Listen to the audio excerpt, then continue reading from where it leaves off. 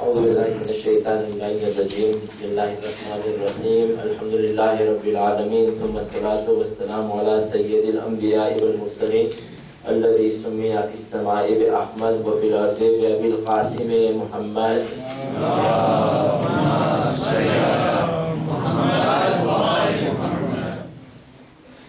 आदर्शमा पधारेकी दीकरीओ तथा बहनों मानवता भाइयों तथा वडीलो अस्सलाम वालेकुम वरहमतुल्लाहि वबरकातुह। मैं मुबारकનું તકરીબન આ 8મું દર્શ છે અને આ પહેલાના દર્શોમાં આપણે જુદા જુદા વિભાગમાં સાથે ચર્ચા વિચારણા કર્યા હતા। છેલ્લા 2 દર્શ આપણે એકોલોજીના ઉન્માનથી શરૂ કર્યું હતું। જો કે બધાઈને એકોલોજીમાં એન્ટેરે નહીં હોય या ઘણાને એમ લાગતું પણ હોય કે આપણને એકોલોજીને શું લેવા દેવા।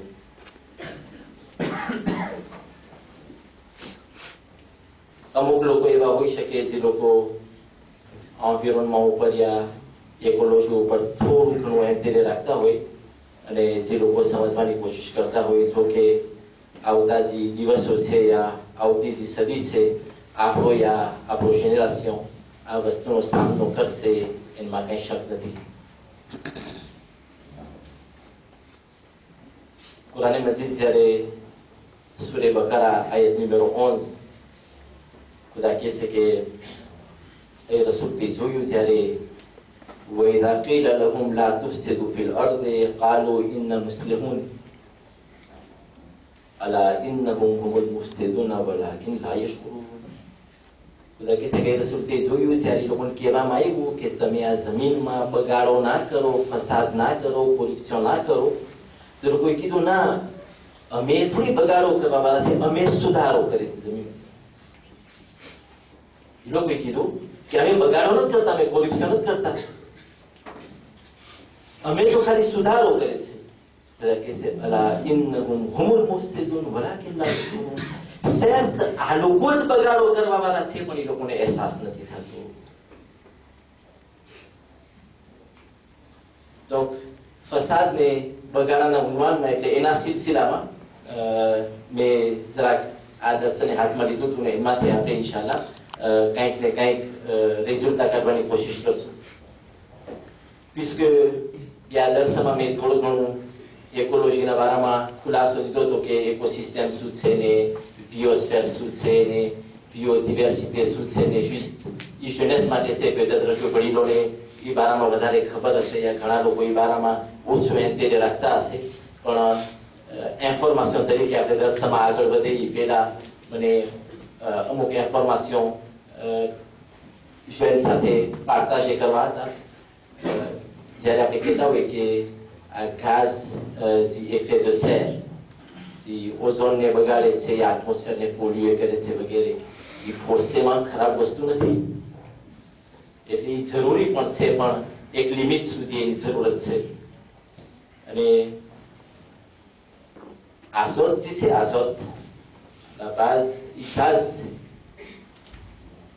ને એ ટ્યુબો પણ નાખી શકે એટલે પ્રોફિટ પણ કરે। આઝોત એનો રોલ છે કાયનાતની અંદર। એટલે તમે juste કહેવા માટે કે ખુદાનો હાથ ક્યાં સુધી પહોંચી શકે છે, એટલે આ કઈ કુદરત છે એની, કેવી કોમ્પ્લેક્સ સિસ્ટમ પોતાની દુનિયાની બનાવી છે।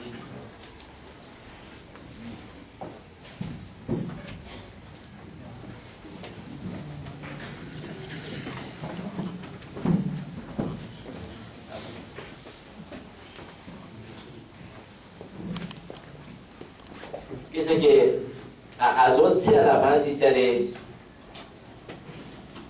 જમીનમાંથી ઝાડ ઉગવાની તૈયારી થાય ને પહેલી રાશિન તૈયાર થાય તો એ રાશિનના માથા ઉપર આઝોત બેસે,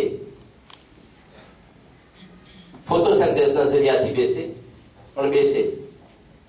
અને જ્યારે બેસે ને એમાં ફોટોસિન્થેસિસ જ્યારે હવા લાગે તો એ જ આઝોત નિત્રાત બને, સેલમાં ટ્રાન્સફોર્મેટ થાય ને એનાથી ઝાડ મોટું થાય, ઝાડને કુવત મળે ને એ ઝાડ જ્યારે જાનવર ખાય તો જાનવર પણ એનર્જી પામે या એનો પણ એવોલ્યુશન સરખી રીતના થાય।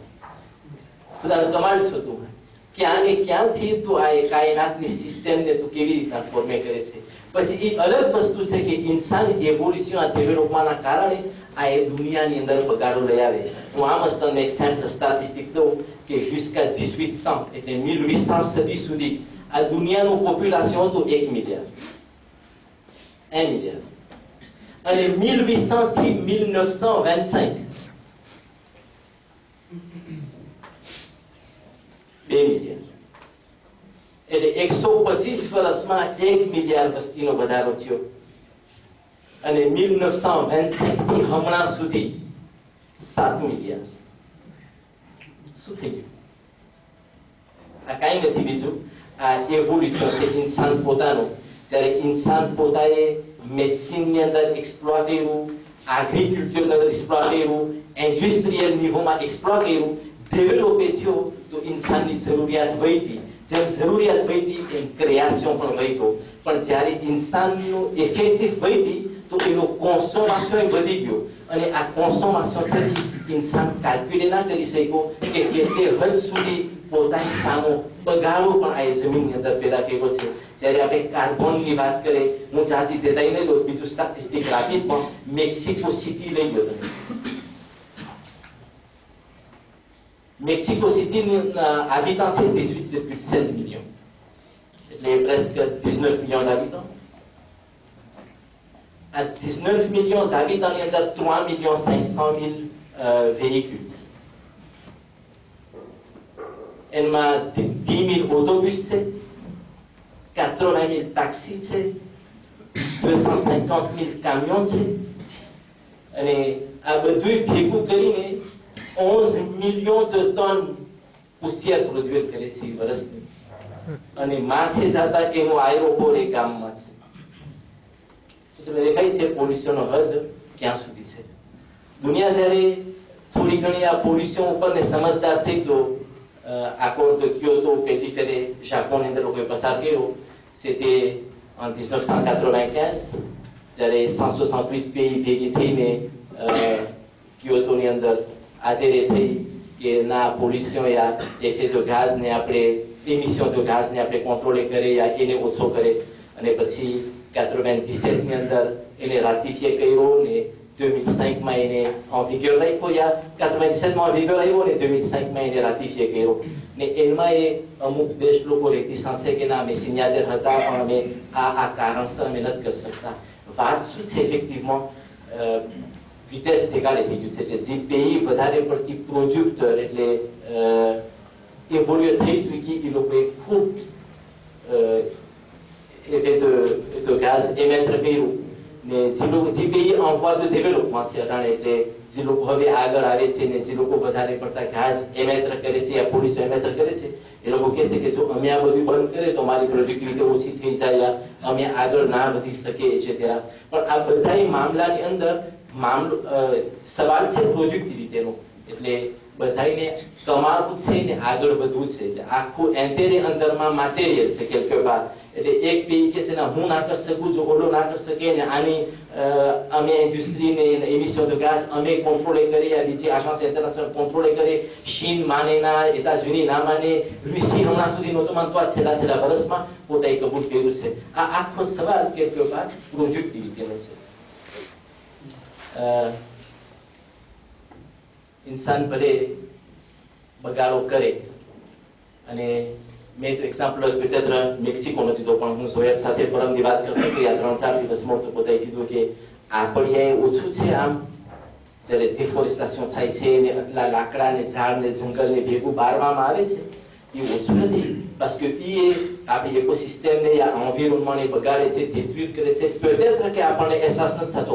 હું તમારી સામે જો જાતના સ્ટેટિસ્ટિક લઈ આવું કે ગ્રીપ કેટલું થઈ આવે છે ને આસમાં શું કામ આટલું બધું થઈ આવ્યું છે, પેલા જમાનામાં ઓછું હતું હમણાં શું કામ વધારે છે, શું શ્વાસ લેવાથી આ બધું થઈ આવે છે, આપણે અજબ થઈ જાય. પણ આપણે આટલું પોતી જેમ જીવે છે peut-être કે અમુક લોકોની જિંદગી લાંબી થઈ ગઈ છે, અમુક લોકોની જિંદગી આ કારણસર ટૂંકી થઈ ગઈ છે વગેરે વગેરે. પણ મેમ આ ડિફોરેસ્ટેશન એ આ સારી વસ્તુ નથી. પણ કેમ કરે?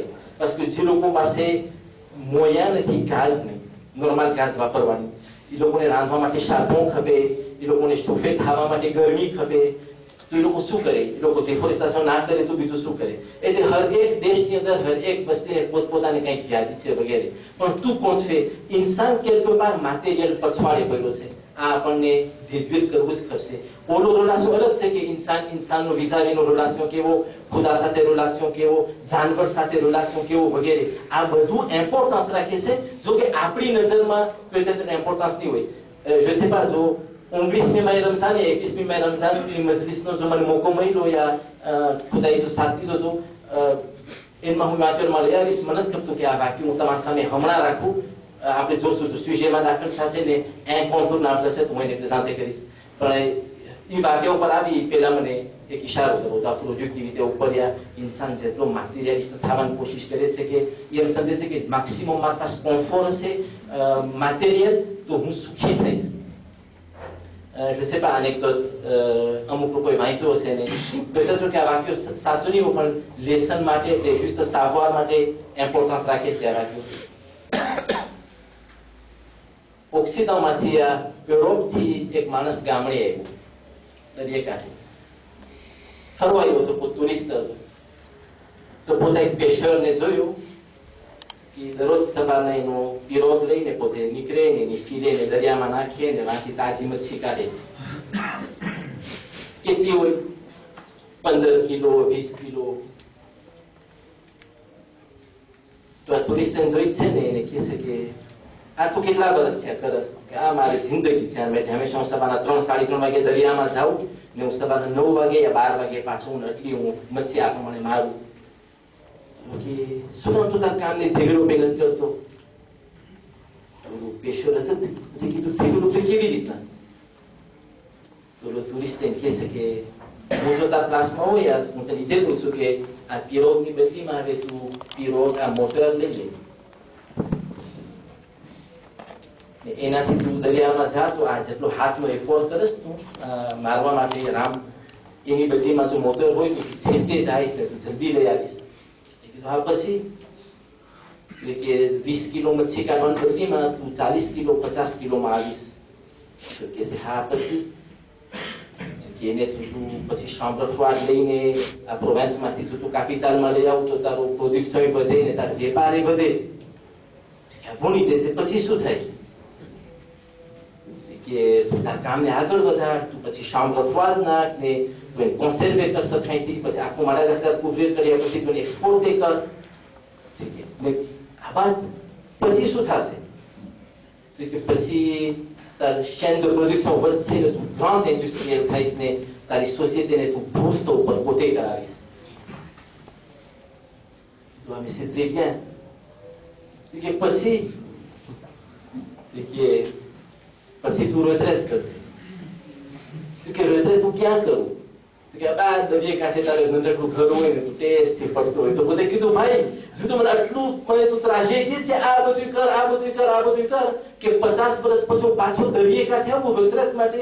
એની પહેલા ખુદાએ મારી જિંદગી દઈ દીધી છે retraiteની. હું તો દરિયા કાંઠે દેશથી આખી જિંદગી બેઠો છું ભલે હું થોડીક મચ્છી કાઢું છું પણ હું આરામથી જીવું છું. એટલે આ તો એક એનેક્ડોટ હતો તમને કહેવા માટે કે ઇન્સાન જેટલો જ્યાં પણ જાય એનું ફેર toujours એ retraiteમાં ક્યાં ને ક્યાં જ આવશે. આ બધા આટલા બધા ધમ પછાડ જિંદગીના યા પ્રોડક્શન યા emission de gaz à effet de serre યા આટલું અસરાફ યા આટલું મોટું ફિનાલમાં ઇન્સાનને ફોર્સેમાં સેટિસ્ફેક્શન નથી દેતું. યા એ ઇન્સાનનું વ્યૂ નથી જિંદગીમાં. વ્યૂ આનાથી અલગ વસ્તુ છે. એટલે બધુંય મટીરિયલ નથી એનાથી વધીને કંઈક છે પ્લસ છે ઇન્સાનનું જે ઇન્સાનને સેટિસ્ફેક્શન દઈ શકે છે. એ ઇન્સાનનો પોતાનો કંટ્રોલ છે. એ ઇન્સાનનું પોતાનું કોમ્પોર્ટમેન્ટ છે. એના ખુદા સાથેનો રિલેશન છે. ઇન્સાનની પોતાની જિંદગીની ડિસિપ્લિન છે. એનું એના વિઝાવી સાથે એના સાંભળાવલા સાથે એનું કોમ્પોર્ટમેન્ટ છે વગેરે વગેરે. આ બધી ઇમ્પોર્ટન્ટ વસ્તુ ઇન્સાનને રેસ્પોન્સિબલ બનાવે છે. ઇન્સાનને ઇન્સાન બનાવે છે. હું તમારા સામે કેવા ક્યાં ક્યાં દાખલા રાખું આપણે સૌ આનો ધ્યાન લાગીએ. એટલે je sais pas જેના ઘરના કુરની અંદર યા જેના ઘાસપુરમાં કાંઈ નાના જનાવર હોય અને હોય છે રીતાને શું તો પ્રોવેન્સની અંદર કે કોઈને કૂતરા પાળવાનો શોખ હોય, કોઈને બિલાડી મીંદડા રાખવાનો શોખ હોય, કોઈ ટોળચું રાખતા હોય છે, કોઈ ફ્લોનું રાખતા હોય છે, અને ઇન્સાનના કોમ્પોર્ટમાં ફેર હોય છે. ઘણા જાનવરથી એકદમનો પ્રેમ કરતા હોય, એટલે આફેક્શન દેખાડે, એના સાથે વાતો કરે, એને રેસ્પેક્ટ કરે. અને ઘણા એમ હોય આ કઈ પૂરમાં ગયેલા ને જરા કઈ કુકડું આડો એવું તો લત મારે, તું ખસ નહીં છે, એવા એ છે. એટલે મેં તો જોયા છે કે આડા આવે છે, લત મારે કાઢે ત્યાંથી. આ બધું ઇન્સાન ઉપર છે કે પોતે કેવું કોમ્પોર્ટમાં રાખે છે. હું તમને આમ જ એક ઇકોસિસ્ટમના એક્ઝામ્પલ પરથી આ બધી વસ્તુ કેટલી ઇમ્પોર્ટન્ટ છે, પણ આપણી નજરમાં કેટલી નોર્મલ એટલે આનંદ લાગતી હોય ને. હું તમને ઇમામની જિંદગીના વાક્યા તમારી સામે લઈ આવીશ, પછી તમે પોતે એનાલિઝ કરજો કે હકીકતમાં હું કયા ધર્મમાં છું અને હું કઈ જન્નતની આશા રાખું છું. મારા પર ઇરરિસ્પોન્સિબલ શેસ્તના કારણે ખુદાએ જો મને ઇન્સાન બનાવ્યો યા મને બધા કરતા વધારે કોન્શિયસ દીધો, તો મારી રિસ્પોન્સિબિલિટી કેટલી વાર વધારે હતી. પણ તમે ઇકોસિસ્ટમની ખુદાનું સિસ્ટમ જ જો કે સગવડ કેવી પોતાઈ ગયેલી છે. 4 મહિનામાં અમે એક્સક્યુર્સનમાં હતા દોસ્તાર સાથે entre Tuliane et Morombi. આપણે એક રાત રોકાણા હતા સાલારી બે. તો સવારના દોસ્તાર લોકોએ પ્રોગ્રામ કર્યો હતો કે આપણે સાથે પ્લોન્શે કરશું, પ્લોન્શે સુમાલી. તો પ્લોન્શેમાં જવા પહેલા જે મોનિટર હતો એના ઘર સુધી જવાનું હતું, લગભગ 300 થી 500 મીટર હાલવાનું. ને મોનિટર યુરોપિયન હતો, તો પ્યારો હતો. તો જ્યારે માટેરિયલનું પ્રિપેરેશન કરવાનું થયું તો મેં એનાથી પૂછ્યું કે તું એકલો અહીંયા થાકી નથી ગયો રહીને? બધા કીધું ને હું એકલો નથી, અહીંયા હું એકલો નથી. અહીંયા ચાલુ મહિને 2 મહિને કોક એકીપ આવતી હોય રિસર્ચ વાસ્તે, અહીં આવે છે એકીપ. મેં કીધું તે શું જોયું? તો બધા કીધું જાતનું જોવાનું મળતું હોય છે. કે થોડાક મહિના પહેલા નેશનલ જીઓની એકીપ આવી હતી અહીંયા મડાગાસ્કરની ઇકોસિસ્ટમ ઉપર યા એના એન્વાયરમેન્ટ ઉપર એડમિટ કરવા વાસ્તે. તો કે લોકો રાતના નીકળે જંગલમાં, જ્યારે બધા સૂઈ ગયા હોય ને શાંતિ હોય, જંગલનું જીવન જોવા વાસ્તે. અને જે લેમ્યુરિયા, ખાસ લેમ્યુરિયા છે જે મડાગાસ્કરના રેશિયોમાં છે, એવા બીજા ક્યાંય નથી. આનો પણ એક ઉપવાર છે, એક ઇફે છે દુનિયાના એન્વાયરમેન્ટ ઉપર. અને લોકોને ખબર છે કે જેટલી આ બધી રાહ બાકી રહી છે ને, આ હવે મરી ના જાય, એટલે આ જીવે એના માટે દુનિયા કેટલો ખર્ચો કરે છે. ખાલી અહીંયા જ ના, પણ જે દુનિયામાં જ્યાં જ્યાં આંધેનિક વસ્તુ છે ને કોન્સેપ્ટ કરવાનો મકસદ દુનિયાનો હોય છે. તો કે ગીત તરીકે હું નેશનલ શોની એકીપ ભેગો 2 જણા હતા એ લોકો ને હું, અમે જંગલમાં નીકળ્યા. 1-1.5 વાગ્યાનો ટાઈમ હશે. તો આ એકીપ છે, સો એકીપે તો યુનાઇટેડ ઇન્ફ્રારેડ એટલે અંધારામાં એ લોકો દેખે કે ક્યાં ક્યાં જાનવરનું મૂવમેન્ટ છે, કેવી રીતના. કે એવા લેમ્યુરિયન છે આ ચુલિયાના રેશિયોમાં છે, આ સાલારીના રેશિયોમાં એ ઇવેન્ચ્યુઅલમાં મોરુંડાઓમાં એટલે વાનાજી છે એ ફેર છે. તો કે નાના અવળા લેમ્યુરિયન તમે ક્રાકો જોઈ લ્યો, નાનું ભૂમરી લેમ્યુરિયન કોમ્પ્લેટ ને એ ઉડે એક બ્રાન્ચથી બીજી બ્રાન્ચ તરફ. તો આ ફેના બ્રાન્ચના અવાજ કરીને નાપાતે કરે, પછી એને એટ્યુડિએ કરે, એને એનામાં પીસ નાખીને પોતે એને સ્વીવર કરે વગેરે. તો કે મેં જંગલમાં જતા હતા લેમ્યુરિયનને જોવાની, તો પોતે મને જોયું, મને કીધું અવાજ ના કરતો, મને કે અજબ જેવી ચીજ દેખાય છે. તો કે મેં જોયું કે એક ઝાડ ઉપર એક પંખી બેઠું છે, આમ કરે છે. ને પંખીની આંખ ઉપર એટલે એન ફ્રોમ ઉપર એક મોટો પાક્યો બેઠો છે. ને પાક્યોના ભેગમાંથી એક સ્વરાંગ્યા એકવી જે પાક્યોની હોય એ પંખીના આંખમાં ગળેલી છે. પંખી આરામ કરે છે. તો કીધું મેં તો કઈ જોયું ના, પણ પોતે મને કીધું કે ના, આ હું પહેલી ફેરે જોઉં છું, આ મને જાણવું છે શું છે આ. તો પોતે આસ્તે આસ્તે પાપીઓને પંખીના ફ્રોમાંથી કાઢ્યું ને એને એનો જે વાત સ્પેશિયલમાં રાખીને પોતે લોન્ડ્ર મોકલાયું ઇન્સ્ટિટ્યૂટમાં. ને પોતે નોંધ કરી કે મેં આ પ્રમાણે જોયું. તો અમુક મહિના પછી એ લોકો તો હાઈલા ગયા હતા, પણ કહે છે કે મને એ મેલ લીધો. એ મને કીધું કે તને યાદ છે અમુક મહિના પહેલા જ્યારે આપણે આ પ્રમાણે જોયું હતું, તો ઇન્સ્ટિટ્યૂટે રિસર્ચ કરીને કીધું કે આ જાતનો જે પાક્યો છે એને ઇદ્રાતાશનની જરૂર છે, કે ઇફો કે ઇદ્રાતે થાય ને એના ઇદ્રાતાશનની સગવડ કુદરતનું બોલવા બદલે મેં ખુદા બોલવા બદલે કીધું કે નાચ્યુરે એટલી સગવડ કીધી છે કે આ પાપીઓ આ પંખીના આંખમાં જે પાણી હોય છે જે લાર્મ હોય છે એનાથી ઈતરાતે થાય. તો જે ટેને પંખી જ્યારે રાતના આરામ કરતો હોય ત્યારે એ પાપીઓ આવી એના ફોન પર બેસીને એની ભેગને પંખીના આંખમાં નાખે છે ને એનાથી પોતે ઈતરાતે થાય છે. એનાથી આવા જાતના પાપીઓ જીવે છે. જો એ દરિયા યા એતા યા બીજી કોઈ પણ પાણીમાંથી ઈતરાતે થાય તો આ પાપીઓ મરી જાય. એની ખોરાક કુદરતે ખાસ આ પંખીના આંખમાં પાણી જે છે એના લાર્મ છે એની અંદર એની ખૂબી રાખી છે. તમે કહેવા માટે કે કેટલી વસ્તુ આપણે જોઈ છે આપણને અહેસાસ નથી, કેટલી વસ્તુ એવી થાય છે જેની આપણને ખબર નથી. જ્યારે આપણે આરામ કરીએ છીએ ત્યારે આખા યુનિવર્સમાં કુદરત એનું કેવી રીતના કામ કરે છે આ જ પ્રેઝર્વ કરવા માટે મને શું ખબર. જ્યારે મેં આ જોયું તો સામે મારા બોલાયું અરબીમાં સુબહાના રબ્બિયલ આલા વ બિહમદિ, પાક છે ખુદા તારી ઝાત અને તું સૌથી વધારે બલંદ છો. એ મને પૂછ્યું તું શું બોલ્યો? તો મેં કીધું કે ના હું ખુદાનું લુઆંશ તાર સામે પેશ કરું છું કે મને મન થાય છે કે હું સિજદામાં માથું રાખું ને હું એનો સિજદો કરું કે કમાલ છું ખુદા તું કેટલી તે આ પ્રમાણે સગવડ કીધી છે. આપણે મુસલમાન ખુદાને માનવા વાળા જન્નતની આશામાં ભલે ને આપણી ઇકોલોજીમાં એન્વાયરમેન્ટમાં કાંઈ ના ખબર હોય પણ આપણો શ્રેષ્ઠ તો રિસ્પેક્ટ જ કેટલો છે વીસાની તો લોથરી. જ્યારે ઇન્સાનની કિંમત યા મુમિન ભાઈની કિંમત મારી નજરમાં કાંઈ નથી તો આ જાનવરની કિંમત શું? એટલે શું મારી નજરમાં? હાલાંકિ મોટા કેટલી જે લોકોએ આ દુનિયાનો ઇસ્તવાર લખ્યો છે, જે લોકોએ આ દુનિયામાં નામ રાખ્યું છે, આ લોકો એમને નથી રાખ્યું, આ લોકોમાં એક પ્લુસ હતું જે મારામાં ને બીજામાં નથી. હું જ્યારે ક્લિન્ટનનું જીવન વાંચતો હતો ને તો મને એક ચીજ દેખાણી પોત લખે છે કે હું જ્યારે આર્કાન્સામાં હતો ને હું મિનિસ્ટર જસ્ટિસ હતો એની મોર મેં જ્યારે મારું ફામી ફોન્ડે કર્યું તો મારી દીકરીએ એમને શોખ હતો પોતાએ કીધું મને ગ્રોન્યુઈ ખપે છે ઘરમાં. ગ્રોન્યુઈ પાયું તો એ કે નાનકી ભૂકાળ એનું ગ્રોન્યુઈ જીવતું હતું. દરરોજ સવારના અને સાંજના એની તપાસ કરે એની ધ્યાન રાખે. આ એવું થઈ ગયું હતું કે cette grenouille faisait partie de notre vie. એટલે અમારા જીવનમાં આવી ગયું ગ્રોન્યુઈ, અમારા ફામીની જેમ થઈ ગયું હતું. હાલાંકि ભૂકાળમાં બેઠું રહેતું કે જ્યારે હું ઇલેક્શન પ્રેસિડેન્શિયલ જીતતો એતાઝયુનીનો તો એડમિનિસ્ટ્રેશનોએ કામ્યો મૂકેલા મારા ઘરે કે હવે ધીમે નાશમાં છે. હું આર્કાન્સાનું જીવન મૂકીને મેઝોન બ્લાન્ચના જીવનમાં જાઉં છું. આખું બધું મ્યુટે થઈ છે, બધું શોષે થઈ છે. પોતે જ્યારે ધીમે નાશે થતા હતા તો મારી છોકરી મારા પાસે આવે છે અને મને કહે છે કે પાપા આપણે નવા જીવનમાં જાય છે, આ ગ્રેન્યુઈનું કેમ થશે? તો એ સમજવું છું ને મારો દિવસ એટલો ચાર્જે હતો, એટલા માણસો મુલાકાત માટે આવે, એટલા ડિસિઝો મને ઇમિડિયેટમાં લેવાના હતા, પ્લીઝ મારું ધેમેનાશમાં આ બધું હોવા છતાં અટાણી સાહેબ સિવિલ મારા કે આપણા જેવું નથી. અટાણી પ્રેસિડેન્ટ એતાઝયુની છે. જ્યારે પોતે આ વિચાર કરે છે ત્યારે તો પોતે કીધું કે મેં મારી છોકરીને પૂછ્યું એટલે તું બોલ આપણે શું કરવું છે? તો પોતે કીધું કે એસકે આને મેઝોન બ્લાન્ચમાં લઈ જવાશે? તો મેં કીધું હા લઈ જવાશે, પણ તને નથી લાગતું કે પુષ્કે આ જીવન અહીંયા જીવવું છે તો આપણે આને આઝાદ કરી લીબર કરવા?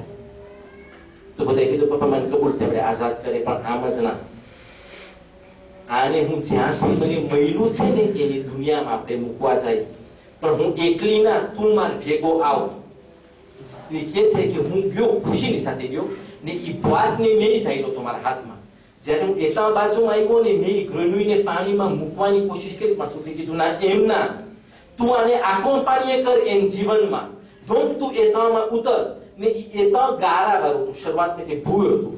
તો ક્લિન્ટન કે છે કે હું ઉતર્યો પાણી સુધી ગયો, મારી જીનને વેરી હતી ગોઠણ સુધી હું ગારામાં ગયો.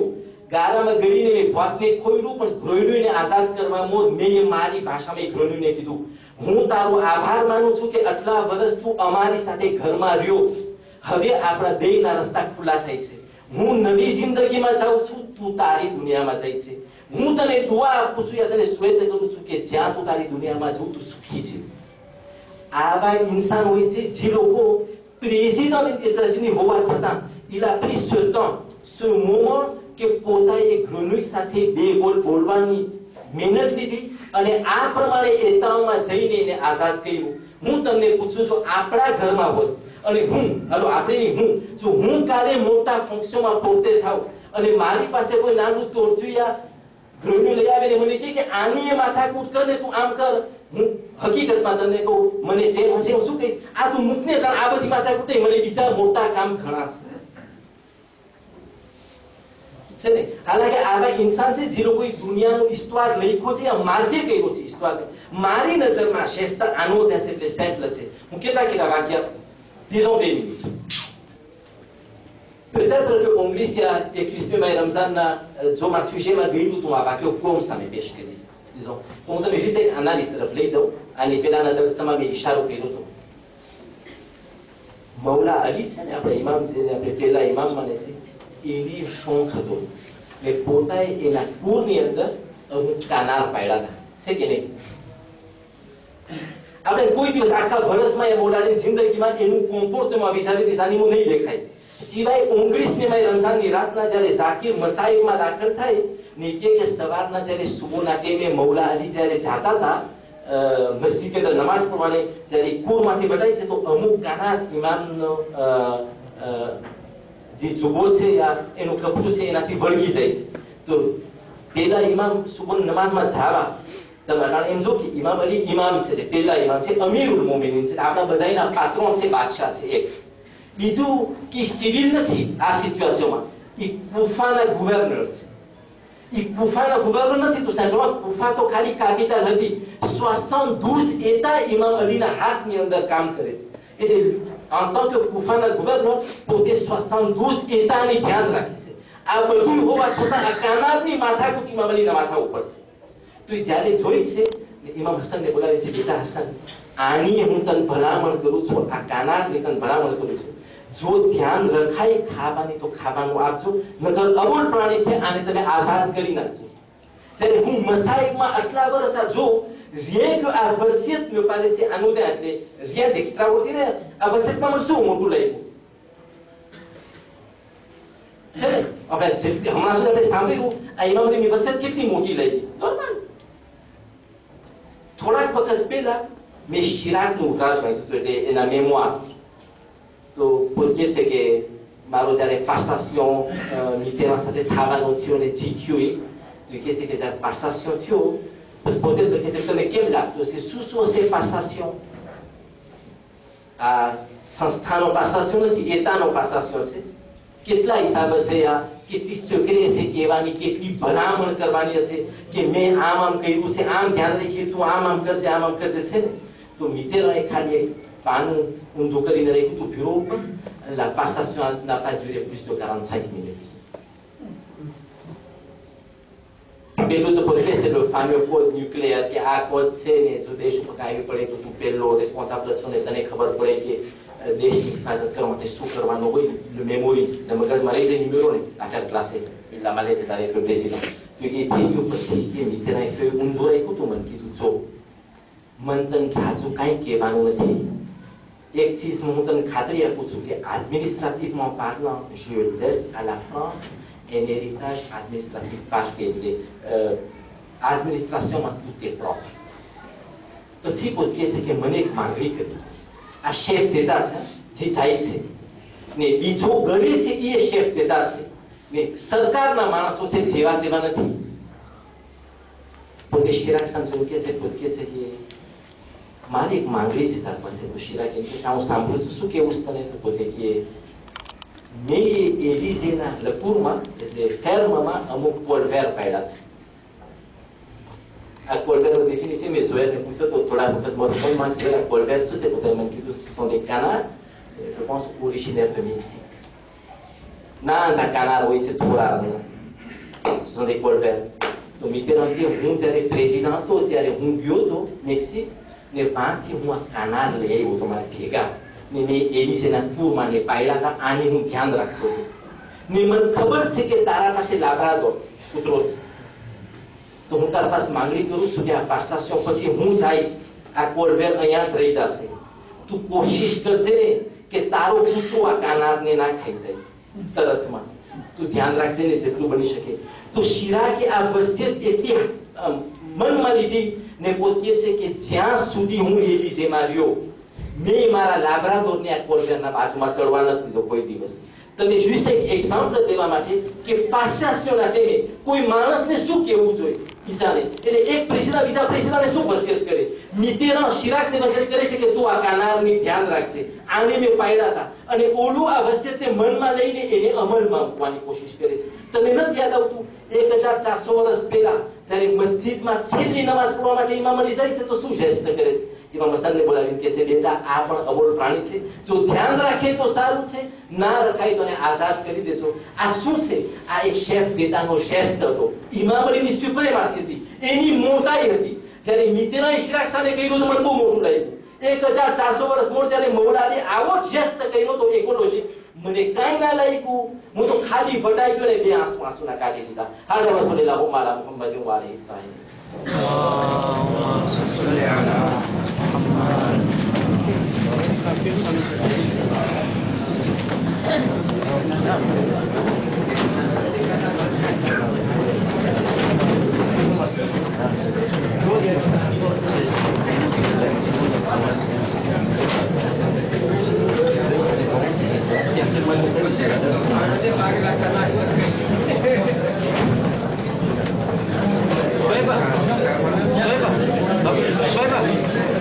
હવે બધે કાનાર નખરે છે. આ તો શું થાય?